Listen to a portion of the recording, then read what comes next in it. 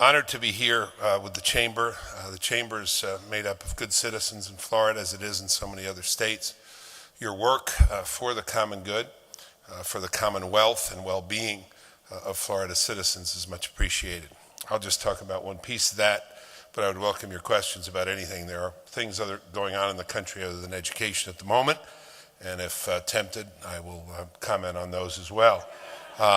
If you would like, I will even engage in a debate if there's anybody here. Yeah, a chair.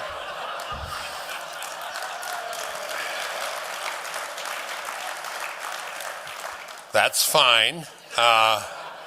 Who knew Clint Eastwood was prophetic? Anyway, I've had my own debates, a little rougher. I just came from Vancouver last week where I debated Eleanor Clift, she without much humor. And then in Dallas, I debated Chris Matthews, and that was intense for an hour and a half. And two Irishmen, after drinks and dinner, it was, the story of the Irishman who walks down the street, sees a fight going on. He says, "Is this a private fight or can anybody get in on it?" And I'm sorry that describes both me and Matthews. It was bloody. He's a neighbor and kind of a friend, just not publicly. And it was very funny because his daughter is about 5'9", and my younger son, her age, is about 6'5", and she invited my Joe, now a United States Marine, to very proud of him, to the prom. But she did so by having Chris call me, and it wasn't necessary. He said, he had a great line. He said, "I feel a little bit like the Romeo and Juliet here, like the Capulets and the Montagues, and I'm calling to see if we might arrange a date between your son and my daughter. She needs a tall guy to take her to the dance." So they went, and it was fine. Anyway, it's political season. I'm happy to talk about it, but let's talk about education. Just overview. There's a lot you're doing and a lot that's going on in the state of Florida. I had the opportunity to meet with Rick Scott yesterday in Naples, and we talked about some education things. A group I'm associated with called Project Lead the Way. I think one of my colleagues is here, Carol D'Amico. Carol, are you here? I think she's here. Anyway, it's a nonprofit group that works on the STEM subjects: science, technology, engineering, math, and works with teachers, and then those teachers, better trained, encourage students not only to do more and to take more courses, but to consider careers in those STEM subjects. I know this is a concern of the Chamber. We also talked about higher education and some of the changes that are going on. I noticed what Governor Scott had said about how many anthropology PhD programs you need in the state of Florida. I actually preceded him by about 20 years, raising the same question, or 25 years when I was Secretary of Education, asked how many philosophy PhD programs we needed in the state of Texas. I said that because I have a PhD in philosophy from the University of Texas. And you don't really need graduate programs in philosophy in Texas because every Texan over the age of 50 is a philosopher anyway. And anyway, it raises a good question. Here's my thesis. Education is in the process of being transformed in America. Whether the education establishment knows it or not, it is in the process of being transformed, chiefly by technology, but by other things as well. But what will drive the education reform movement and education in the next few years will be a shift to digital education, to blended learning. There'll be some classroom, there'll be an awful lot done on the internet, there'll be an awful lot done in interactive ways. I am a founder of a company called K-12, which is an internet-based education program, a curriculum, which is in the United States. I haven't been involved in it for 6 or 7 years. There's a problem with some employee in the state who apparently is under investigation. I say that in all candor because this is something that the company hates, detests, and is doing its best to get to the bottom of. But I was very pleased to be part of the founding of it with Michael and Lowell Milken. And it's amazing what kids can learn through the internet. And it's not the only program of its sort, but there are many others like this. But this will eventually have a major effect on education, because when you can get world-class teaching available to every child at every level with an infinitely patient technology, it will transform what children learn and how they learn. I also think this will happen in the area of higher education.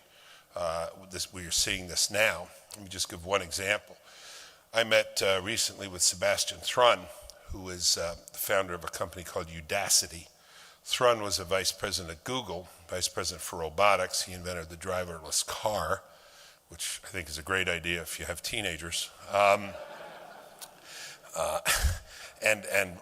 other things, lots of robots and so on. Thrun was giving his graduate course at Stanford on robotics. He had about 250 students when he decided to put it online. Then it went to 1,000, then 3,000, 5,000, ended up with 120,000 students from every country in the world except North Korea. How's that for a distinction, North Korea? And he noted that the quality of the students had nothing to do with what country they came from. He had good students, great students, not so great students from every country in the world. And he then noticed that by examination and test, that these students were working with each other, interacting, learning from each other. Here's the most interesting thing that happened. About 2 months after he put the course online, a third of the students in Stanford dropped the course, the in-person course, to take it online. They preferred to take it online as if they were 10,000 miles away than to take it in the classroom.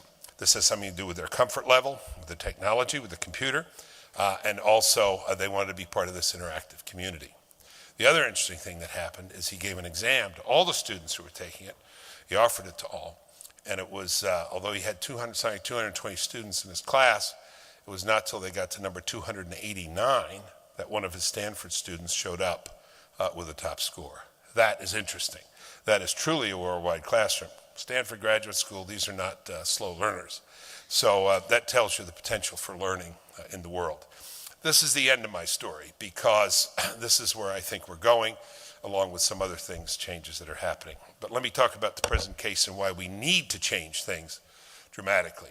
We spend $600 billion a year in America, and for that we get a very mediocre result.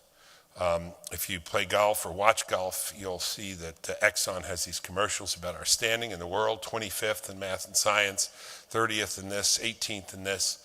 It's really an embarrassment. The single most important statistic in education that I can give you to take away is this one. This is the one that tells the whole tale.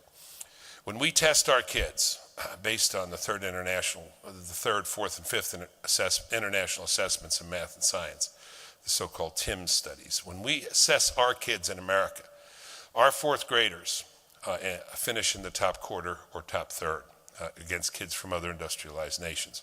We test our eighth graders, they finish in the top half. We test our 12th graders, they're in the bottom third.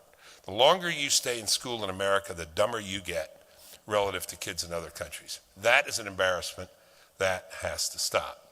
We have triple spending since the 60s in real dollars, and our achievement is flat. A couple more depressing things, and then we'll get on to some brighter things, because there are a few bright things. Last week, numbers came out to show that we had the lowest reading scores on the SAT that we've had in 40 years. What are we spending all this money for if we have the lowest reading scores in 40 years? And another 40, about 40% of the kids taking the SAT, which means they want to go to college and they think they're ready for college, can't read at an adequate level. They can't read. Talk about other higher skills aside, they can't read at a proficient level. Proficient means being able to do something more than basically decode a text. That's an embarrassment. That shouldn't be happening. As bad as that is, our worst subject, and this is relevant to our discussions about politics in the country, our worst subject in school is history. It is absolutely at the bottom. Our kids know less about their country than do the kids of any previous generation. And I believe that shows. I believe that shows in our politics. I believe that shows in our ignorance of what kind of a country this is. I believe it shows in the fact that people do not think America is a very special or unique place, which indeed it is. If you know history, you know the long story of inhumanity and misery, which is most of human history, you will know that the American achievement is unique and high and very, very hard to replicate. But in a recent survey of young people asked whether they thought capitalism was superior to socialism, capitalism won by about 55 to 45. That's bad. That means we're not doing our job. We're not educating people to know the truth of realities. So those are the things we have to remedy, and this is why I've been in the business for now 40, 45 years and will continue to be. I am now more optimistic about education and the possibilities of real education reform than I have ever been. Not that it will happen next week or next year, but it's beginning to happen, and it's beginning, I think, to get a very firm foundation. A couple of names to mention: Jeb Bush, a national leader, maybe the preeminent national leader in education reform today. With his foundation, his other work, you all know him and know him well. He's doing extraordinarily good work, and important. He is supporting the right people.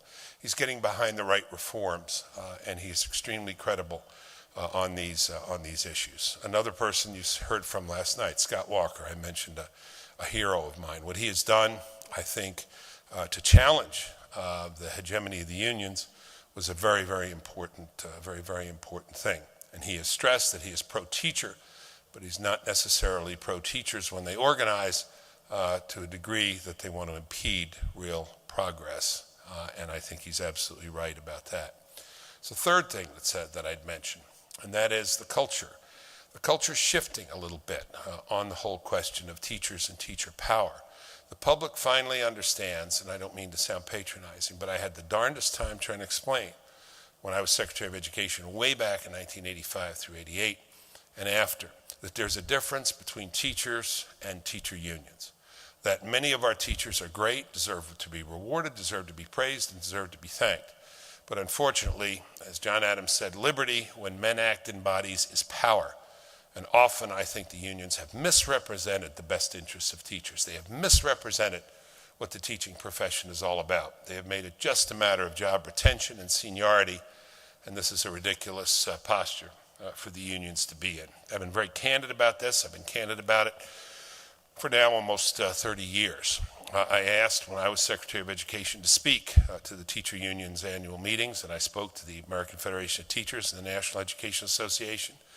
And I told them to be true to their own charter, which is dedication to the student and to the country, and not to the preservation just of seniority and self-interest. And I think this is a theme that is now beginning to resonate. How do I know it? Because whether you like it or not, one way we find out what the country's thinking is in Hollywood. There was a movie a couple of years ago called Waiting for Superman. There is now a fictionalized Hollywood drama about the same thing. And it is, the name of it escapes me at the moment. Won't Back Down, Won't Back Down. That's it. And it's going to be a box office hit. And it's about a mother who is trying to improve the education for her child and is unable to because of the rigidity and organized self-interest of the school system. So I think this is beginning to break down some in the culture. The Democratic Party, which is understandably, I used to be a Democrat. I was a Democrat for 25 years. I've been a Republican now for 30 years. Why did I switch? You can ask me. But it's the punchline of an old joke. I enjoyed as much of it as I could stand. Won't tell you the joke, but I'll give you the punchline. Anyway, the Democratic Party is now has a schism.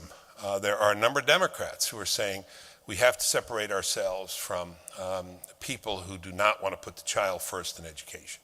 And that means if we have to separate ourselves from unions or establishments of other sorts, we will do so. And that, I think, is a promising sign. When the mayor of Chicago, Rahm Emanuel, takes on the unions, I think they compromised a little too much, but it was a very interesting thing.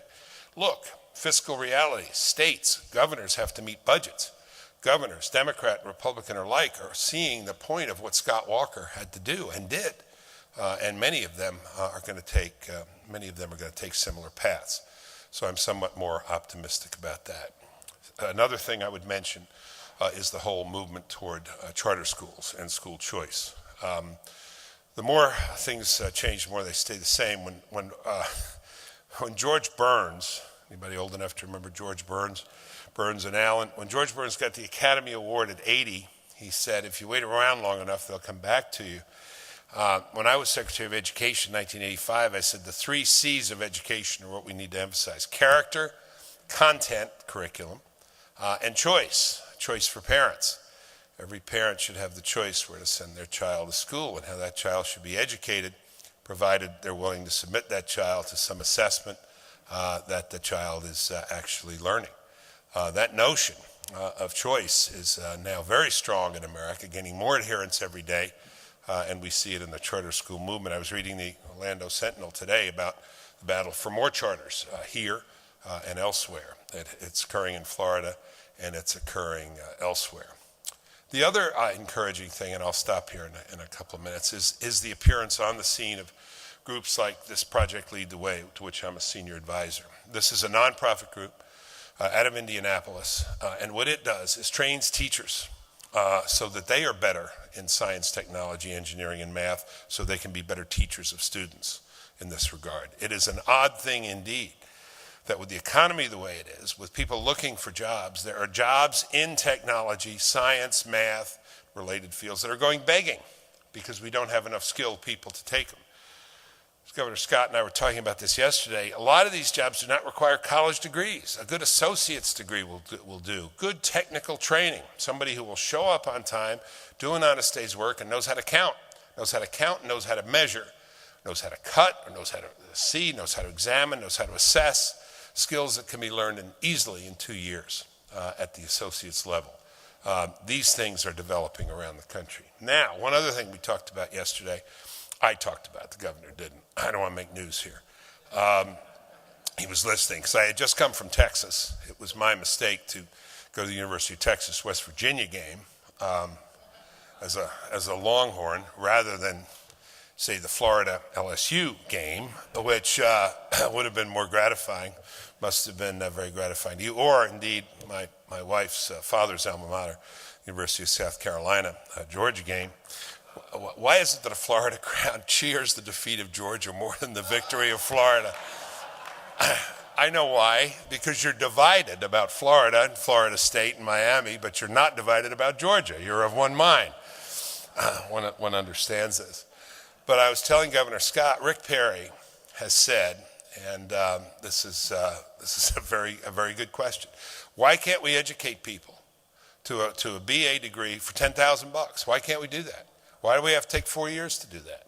Why do we have to spend so much money? Why do people have to spend 4 years and a lot of it in indolence, frankly, for a lot of students to get that BA? And it's a fair question. And I think those kinds of questions and the technology and the push now, and because of the demands and strictures of this economy, are making people focus on some very hard realities. I think for governors, realities of jobs and education are the 2 most important ones, and I am glad to see this kind of focus. I could tell you more about more governors and more ideas that are out there, but I think it's a very critical time for education, and we are at last asking the right questions, and we are getting some of the ideas and solutions now, I think, which may address and satisfactorily address these problems for the first time in 30, 40, 50 years. It's a habit of the American people, when they face an intransigent problem, to come up with a solution. That's just the way we are. That's the way we're built. It's in our DNA. And I learned as Secretary of Education and as drug czar, odd title, drug czar. The only good thing about the title was I could refer to my wife as Zarling, and our then little boys as the Zardines. But I went and did these jobs in a very different way. I've met some of you before. I've met some of you in Florida. I've met some of you elsewhere as I shook hands with folks here. Because when I became Secretary of Education, my wife, who's a former elementary school teacher, said, don't just stand there and make pronouncements. Find out what you're talking about first. Go out into the country. Visit schools and then make your pronouncements. I said, why should I be different from the other guys in the cabinet? And she said, because you're an educator, do your homework. So I went to 120 schools. I've now been to more than 600 schools, and I got a pretty good sense of them. I can walk into a school and I have a pretty good clinical judgment, about 85% accurate about whether I'm in a real place or not. It takes me about 5 minutes to figure it out. Like you, in your field. You know your field. You can walk in to somebody who's in your enterprise and you can tell in that plant or that company or that installation, that franchise, whether this is a going thing or not. I did the same thing when I was drug czar. I visited 130 communities worst afflicted by the drug problem. I was in Florida a lot, as you might expect, and I learned the same thing. I learned to keep my mouth shut till I'd done my homework. But the encouraging thing I learned, and I'll close on this, is there's nothing that's beyond the capabilities of the American people. When we see a problem, we find a way to address it. There is not one problem in America that I know of that the American people aren't someplace, somewhere addressing it in the right way. And I learned that on the road. I learned that by seeing it with my own eyes. And I want to congratulate you for the work you do at the local level, solving that problem at the local level. Because one thing I learned for sure, whether it's the drug issue or the education issue, it doesn't get better from Washington. It gets better locally, and that's the key. Thanks very much. I'd welcome your questions.